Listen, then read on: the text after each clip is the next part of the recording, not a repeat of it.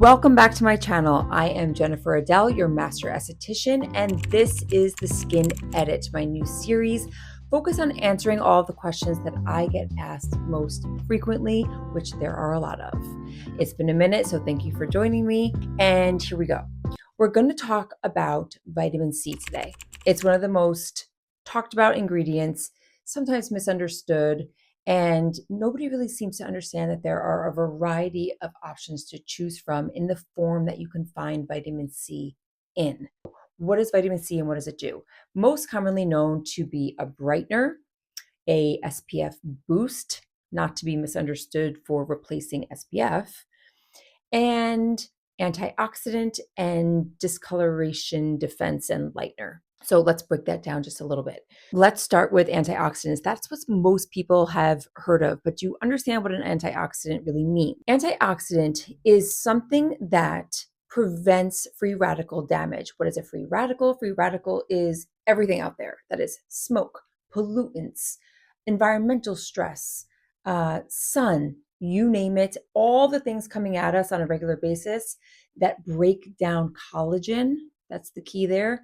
Those things break down collagen, and an antioxidant prevents that damage. It slows it down. That's why it's so important, and that's why it's talked about to use your vitamin C primarily during the daytime hours when you're out and about having all of the attack come your way.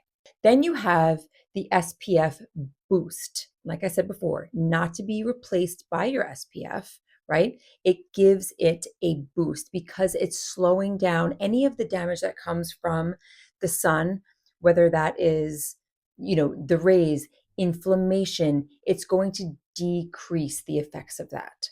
So again, it's acting as like a barrier, like a shield, enhancing what your SPF is doing for you. Moving on to collagen production. Everybody I know needs collagen production. We stop producing our collagen in our late 20s. That's huge. So anything you can do to increase that, game on. How it does that? There are enzymes in collagen production that need vitamin C in order to create more collagen. It's basically as simple as that. So yes, please.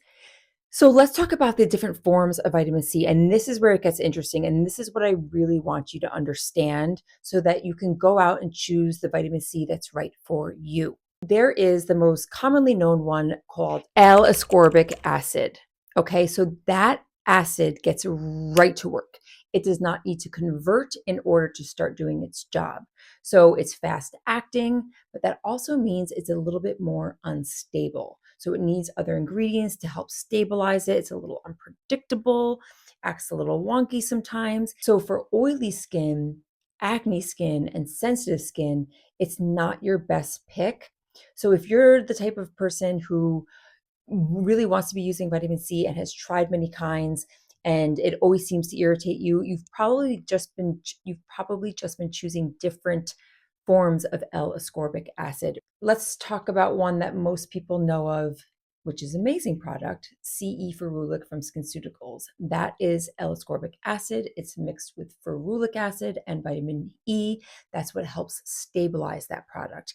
It is in a dropper form, which makes it really easy to use. But it is one of the reasons why you have to go through that fairly quickly because it oxidizes, right? It's constantly being exposed to air. And you'll notice that the color, vitamin C, typically should be like a healthy yellow, not a darkish brown. They all smell kind of funky, but the color is a good indicator of what, if it's oxidized too quickly or not. So that one, you have to be careful because you're constantly opening it. But it's a powerful antioxidant. Just things to keep in mind. So when I say that you have to go through it fairly quickly, I just mean you need to be consistent with your product and use it in the way that it's meant to use. If you are the type of guy who is inconsistent with your regimen, uses your vitamin C one day, forgets for two, right? Your shelf life of that product is going to be longer, which is not ideal for L-ascorbic acid in a dropper form. If you're consistent and you use your product the way that you're supposed to, you'll be just fine.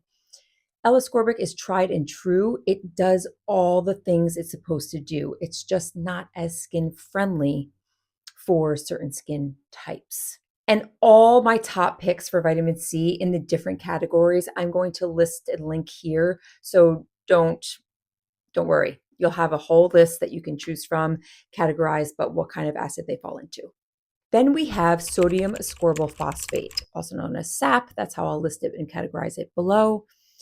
This is inactive form of vitamin C. So it does get the job done. Verdict is still out on how it compares to an active form of vitamin C in terms of brightening, collagen boosting, all of that. It will, but not necessarily to the same degree. What it does have, though, is it's antibacterial. So it helps kill off that bacteria on the skin if you are acne prone, which is a huge plus for acne skin. It's formulated at a pH balance of 7, so that kind of shows you why it's a little bit more friendly. And one of the ones that you might be familiar with is U Beauty's resurfacing compound. That is a great option, and I will link that below too. Moving on to one of the best ones out there right now, THD. I'm not going to try and pronounce it because I will butcher it, but here I will show you the name right here.